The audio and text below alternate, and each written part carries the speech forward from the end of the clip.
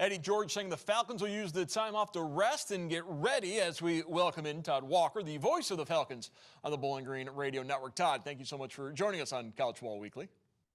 Mark, always good to be with you to talk Falcon football. 2-3 to start the season. I think that's pretty much the best you could expect for the Falcons, all things considered, considering the 5 opponents to begin the year. I think the most troubling part about losing to Ohio wasn't that you lost, but the way they performed in that loss. Well, obviously they didn't perform good enough to beat Ohio, but I do think if you take away a bad break at the front end of that game, which is at least a 10-point swing, that's a much closer game at the end than it turned out to be. I think Bowling Green moved the ball at times, especially in the run game.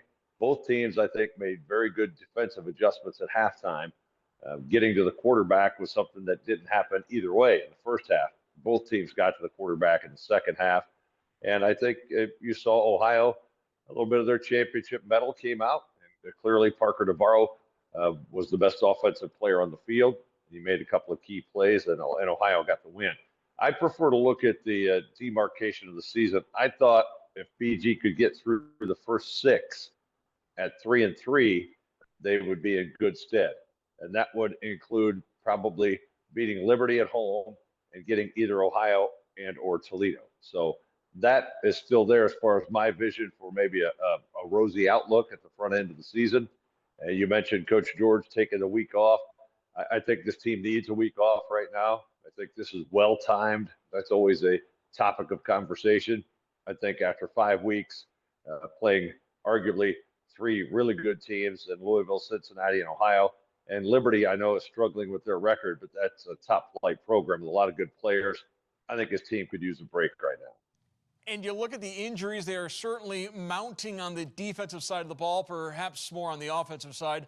We know Dorian Pringle is out for the year, and there's some other injury concerns now on defense. Yeah, it's unfortunate, but it's part of the game. You know, Caden Marshall has come in and really impressed in Dorian Pringle's stead. And now with Keon Washington, looks like that's a long-term injury. That's a ding in the secondary. So you wonder who's going to step up there. JoJo Johnson was the first guy to get a shot at it. And you know, he did some good things against Ohio. I think it'll be good for them to have a week off, too, to prepare for Toledo. That also helps to break in some new guys. Injuries are part of the game. And a first-year coach, a lot of times you don't have the depth that you do with more established coaches. And maybe that'll show up for Bowling Green. But I think so far, the next guy up has stepped up admirably on the Bowling Green defense. I think one of the frustrating parts about the loss to Ohio was that third quarter. Second straight week, Falcons shut out in the third, and the Ohio defense really was able to get to the Falcon quarterbacks in that third quarter. 4 sacks in the third quarter alone. Really, an offensive line that was thought to be a strength of this team, lacking in that third quarter particularly. Yeah, and I think part of that was whatever Ohio changed at halftime, it worked, especially the front end of that second half. Also, the 1 sack when Lucian Anderson was in the game. I think very probably that blitz was his to read, and he didn't, and he got hit and fumbled. But yeah, there were some problems. But I think later in the game, they cleaned that up a bit after they saw what Ohio had done. So clearly, right now, the offense is the lagging unit on this team out of the 3. Defense and special teams have been good to excellent. The offense has been unable to get going. Drew Pine is struggling. But I don't want to put it all on him. I think there's a similar problem to what this team had last year. Their wide receivers are not winning. They don't have guys running open. They can't get the ball down the field with any consistency. So everything is intermediate and short, and other teams know it. I think you saw that on that tip drill interception early in the game. Ohio was looking for short passes, and the D-line is more attentive to getting their hands up and batting those down. And with no Harold Fannin to bail out the quarterback, it exasperates that situation with the receivers.